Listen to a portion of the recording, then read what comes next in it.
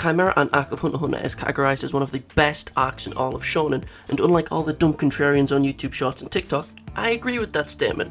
However, there is one aspect of that arc that I feel has been completely overlooked and forgotten by nearly all Hunter x Hunter fans.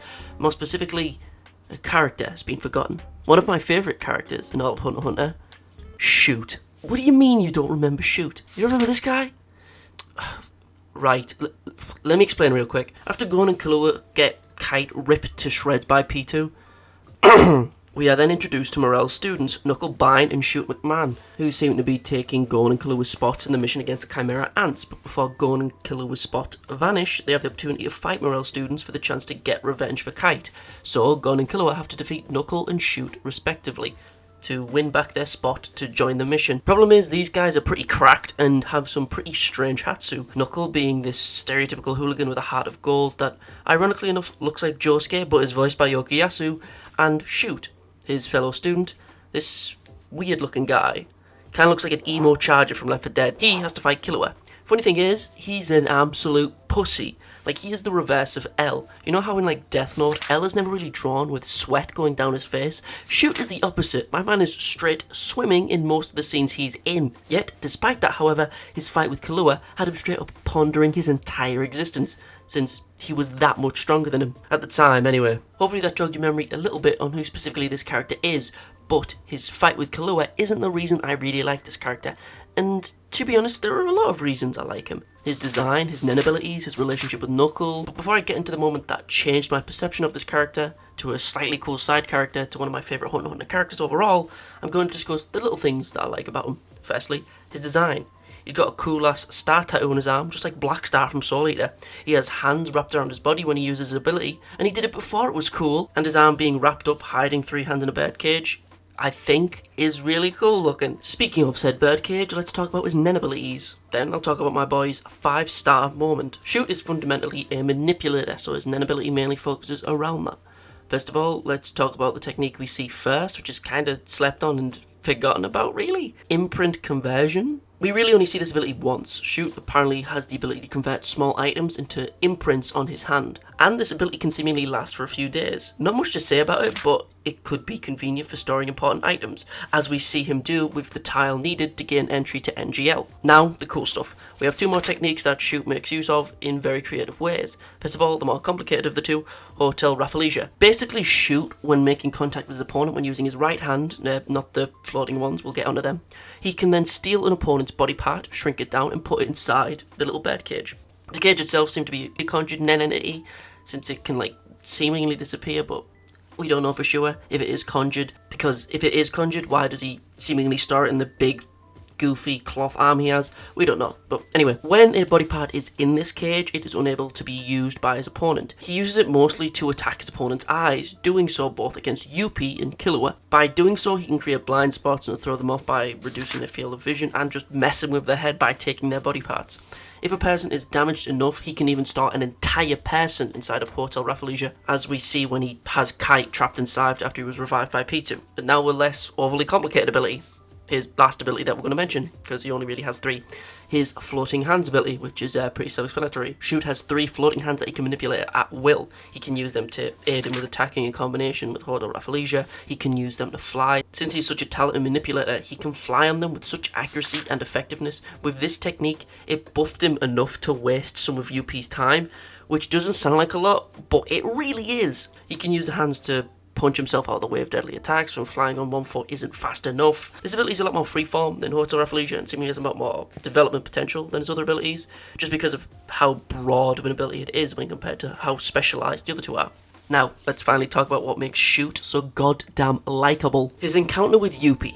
I say encounter instead of fight simply due to the fact it was barely anything of note for Yupi. When the assault on the palace begins, Knuckle and Shoot along with Melioron are tasked with dealing with Yupi. It starts off relatively well, then Dragon Dive hits the palace, Killua and Gon run off ahead, so Shoot tries to get Yupi's attention, then Knuckle gets a hit in with help from Melioron, and he sets APR into effect. Meanwhile, Shoot has to buy as much time as possible against Yupi so that APR can build interest. Now, this is a lot. Buying time against a character, that sounds simple enough. However, Men through the Yupi is a royal guard, and the royal guards are just kind of built different, so Shoot having to buy time kind of sucks, because the royal guards are in a completely different class to like every other Nen user besides like Netero. So what does Shoot do to ensure his survival against an enemy that completely outclasses him? He does his best Kakashi cosplay and covers one of his eyes, simply due to the fact that when he saw Gon run straight up the stairs without fear, it inspired Shoot to go pull his socks up and finally decide to go in for the first time in his life. And he was feeling himself so much he just blinds one of his eyes. Some people think about this too deeply and say it increases his Nen ability, but in my opinion I just think my man just entered a pure state of flow and decided to blind half of himself for no reason. It's pretty cool. Shoot then proceeds to attack Yupi and kind of puts him on the defensive here because Yupi is kind of confused right now. He's just been ambushed, the palace is being attacked, where the hell is the king, and on top of that he's being attacked by Shoot, so he has a lot to think about. He's on the defensive.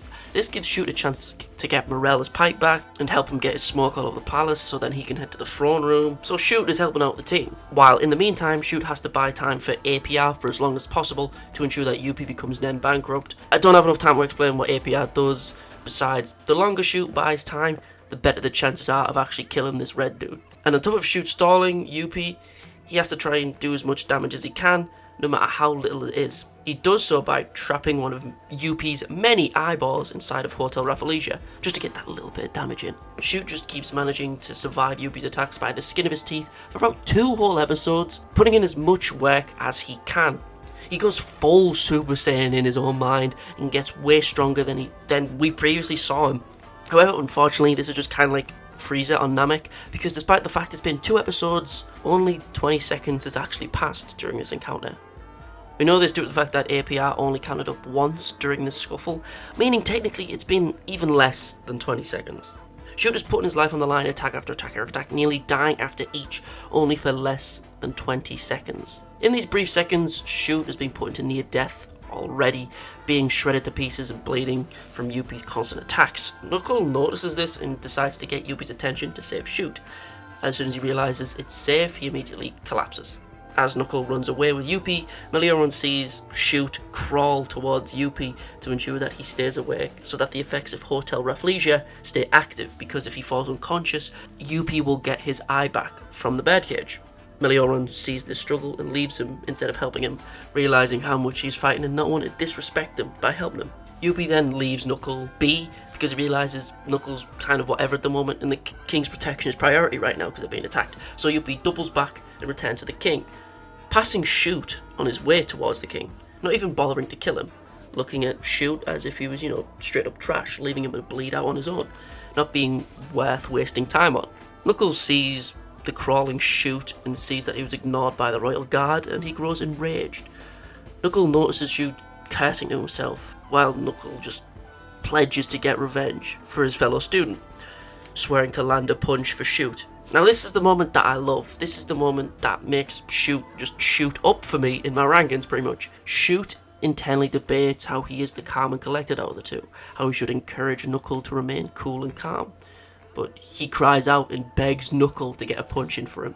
And the sound of the voice actor crying out in Japanese, with his voice cracking and tears down his face, I love this moment, man. Ironically enough, it feels similar to Vegeta crying on Namek. Characters just kind of throwing away all of their pride and asking their homie to beat the hell out of insurmountable foe, despite how impossible it seems. I like this little trope.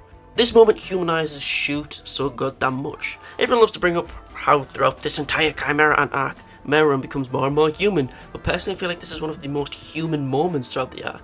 We barely see Shoot throughout this entire series, but whenever we do, he's doing something cool or relatable. He's either straight up being a coward, beating up children, going Ultra Instinct, or crying about how he doesn't actually have Ultra Instinct. He's just awesome. It's just such a shame that after this encounter with Yupi, we only really see him 2 more times in the entire series so far. Once after Nov retrieves him and takes him to treatment after this skirmish with Yupi, then kind of like after and during the election arc, we see him in hospital recovering with Knuckle.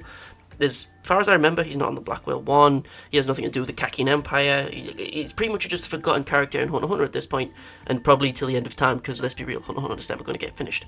And I think that's a damn shame. That he's forgotten and that Hunter x Hunter is never going to get finished. They're both pretty depressing. One last thing of note before I sign off is that I got curious about the heart-wrenching scene and how it sounded in English, because the sub version hit me pretty hard, so I checked out the dub version. It's okay. but the voice sounded familiar, so I decided to check who the voice actor is. And it's goddamn DC Douglas. And that means this character is voiced by the one and only Albert Wesker in English. So that shoots Shoot up to one of the best characters in the series so much, like you have no idea. These two characters are the same dude. 10 out of 10, best character, best.